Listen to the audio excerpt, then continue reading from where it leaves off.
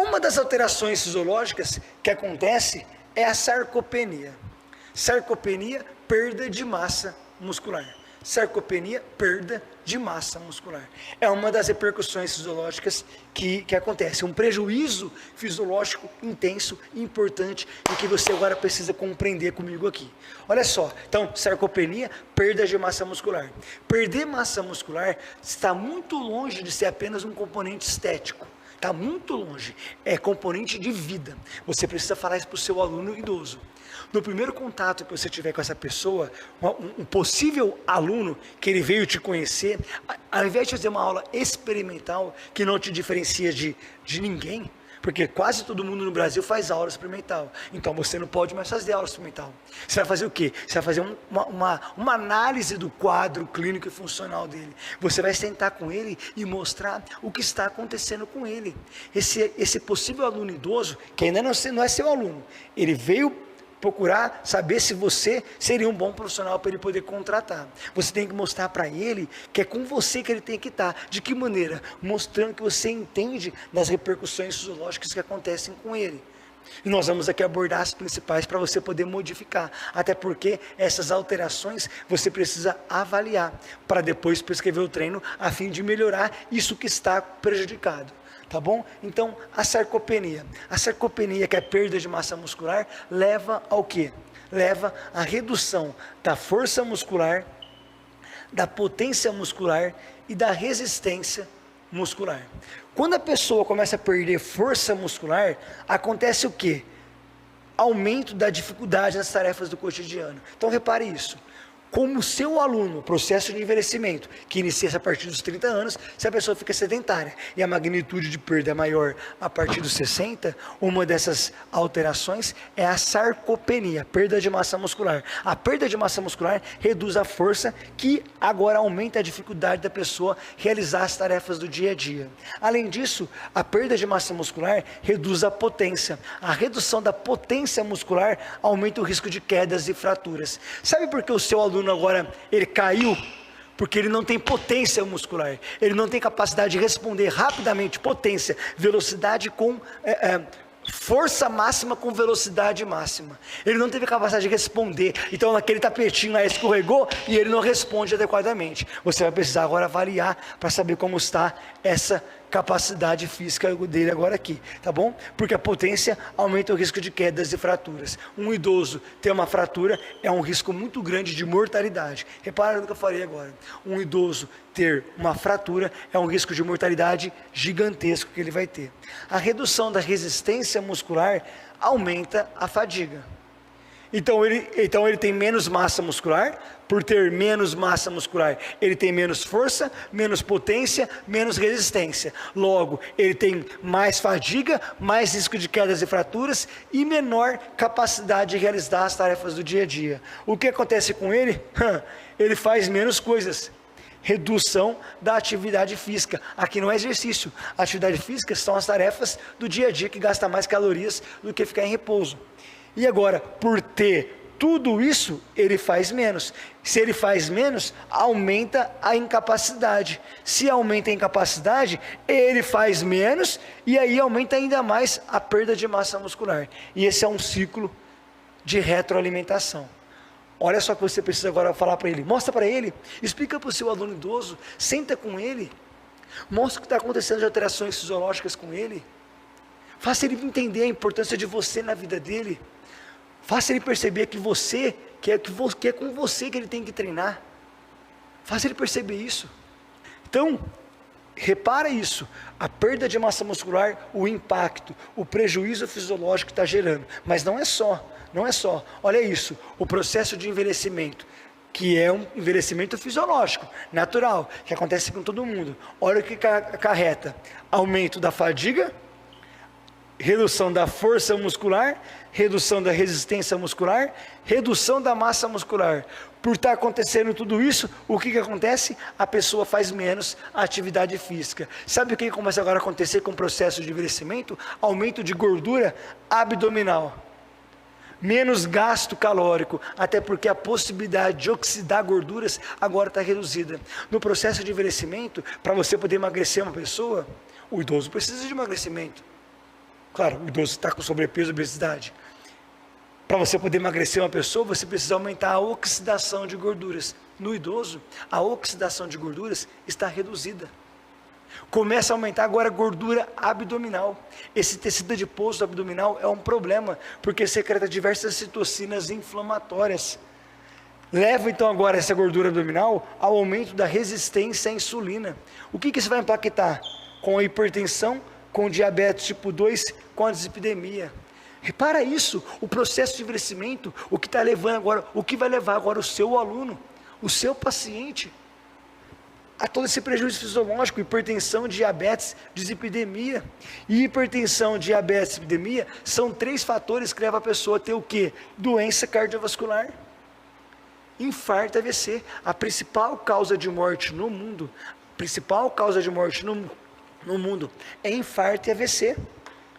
E 3 dos fatores que levam a infarto e AVC é hipertensão, diabetes e dislipidemia. E devido às alterações fisiológicas do processo de envelhecimento, o seu aluno, vai combinar com isso. Por isso nós precisamos adentrar nesse cenário. E por isso que você precisa entender a importância de promover as adaptações fisiológicas, musculares e metabólicas, que nós vamos abordar sobre isso. É importante você agora entender que o tecido muscular, que o músculo, ele vai ter impacto, ele vai ter repercussões em todos os órgãos e sistemas. Poxa, olha isso. O tecido muscular, ele libera substâncias, citocinas, mas são citocinas que, como foram liberadas pelo músculo. Rafael, o que é uma citocina? É uma substância que exerce diferentes funções no organismo. O músculo libera miocinas tão importantes como, por exemplo, irisina, interleucina 6, que gera repercussões em todo o organismo. Por exemplo, ao liberar a interleucina 6, uma pergunta pode vir, Rafael, mas interleucina 6 não é ruim? Interleucina 6 é uma citocina inflamatória presente em pessoas que têm obesidade. Mas aí, nesse caso, essa interleucina 6 é acompanhada pelo aumento de TNF-alfa, que é uma outra citocina inflamatória. Quando o músculo libera, ela é uma miocina anti-inflamatória, ou seja, algo bom. O músculo libera interleucina 6, que vai atuar agora lá no hipocampo, área da memória, fazendo o quê? Aumentar BDNF, fator neurotrófico derivado do cérebro, está ligado à neurogênese. Olha o seu aluno idoso com risco agora, devido ao processo de senescência, de distúrbios neurofisiológicos, tem risco aumentado agora de, por exemplo, Alzheimer.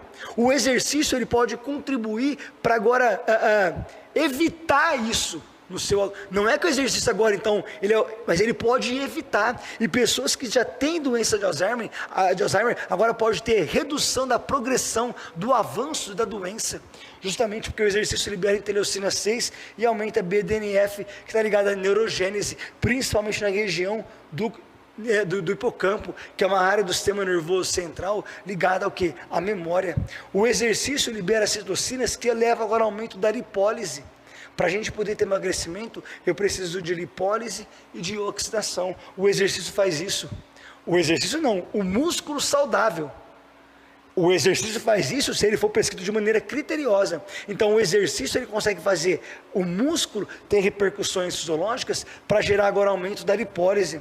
O exercício ele gera repercussões inclusive intestinais, aumentando o GLP-1. GLP-1 é um hormônio ligado agora à saciedade. Repara nisso, você está tendo compreensão disso? O exercício atuando de maneira específica, promovendo repercussões fisiológicas específicas, consegue aumentar no intestino GLP-1. GLP-1 é um hormônio bom que atua no hipotálamo, inibindo a fome.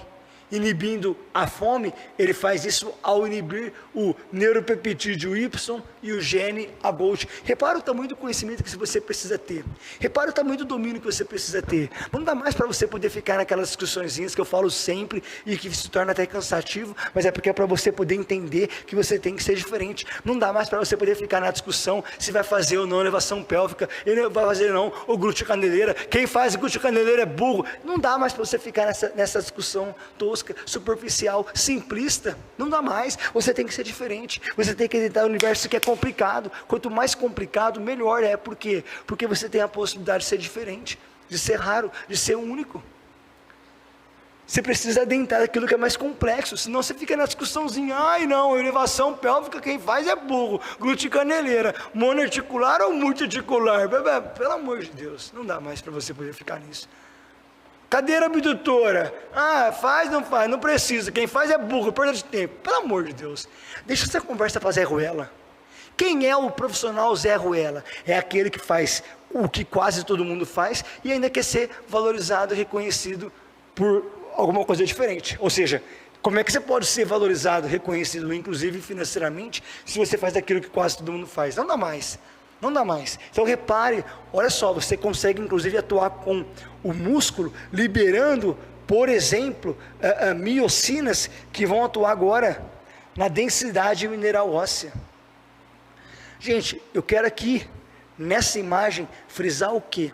Que você, personal trainer, a mensagem é que você, personal trainer, pode promover adaptações fisiológicas, musculares, que esse músculo agora vai gerar um tremendo de um impacto no organismo. Esse músculo vai gerar agora neurogênese, vai gerar liberação de miocinas que vai impactar na neurogênese, vai liberar agora miocinas que vai impactar no aumento da lipólise, vai gerar agora, inclusive no sistema imunológico, sistema intestinal, lá no duodeno, aumentando o GLP-1, lá no tecido ósseo, por exemplo, o músculo libera osteoprotegerina, sabe o que faz a osteoprotegerina? Agora aumenta a densidade mineral óssea por inibir os osteoclastos. Osteoclastos são células que fazem a degradação óssea, está aqui. Então eu tenho o processo natural e fisiológico de síntese óssea e de degradação. E esse balanço, esse equilíbrio tem que acontecer. Eu tenho que acontecer a síntese e a degradação. Síntese, degradação. É importante acontecer esses dois processos. Quem faz a síntese são células chamadas de osteoblastos. Quem faz a degradação? Células chamadas de osteoclastos. Com o processo de envelhecimento, eu tenho redução das células que fazem a síntese, que são osteoblastos, e eu tenho aumento da atividade dos osteoclastos, que fazem a degradação. Se eu tenho agora mais degradação do que síntese, eu vou ter o quê? A redução da densidade mineral óssea, risco de fraturas. Como você modifica isso? Como você altera isso? Como vai ser a prescrição do treinamento resistido para você poder agora promover repercussões fisiológicas a fim de gerar agora alteração nesse processo? Uma das coisas que você precisa fazer é ter o conhecimento aprofundado a fim de fazer o músculo liberar osteoprotegerina que inibe agora o aumento de osteoclastos. Cara, você tem noção disso? Rafael, deixa eu ver se eu entendi. Eu consigo, por meio do treinamento, gerar repercussões musculares, para que esse músculo, eu mando o músculo da forma que eu prescrevi a intensidade, a escolha do exercício, o método de treino, a velocidade de movimento, a cadência. Eu consigo fazer o músculo liberar miocinas como osteoprotegerina, que vai atuar no tecido ósseo, inibindo a atividade das células que estão com um aumento, que degradam no tecido ósseo. E aí vai ter aumento de atividade? Sim, você consegue fazer isso. Você consegue fazer isso.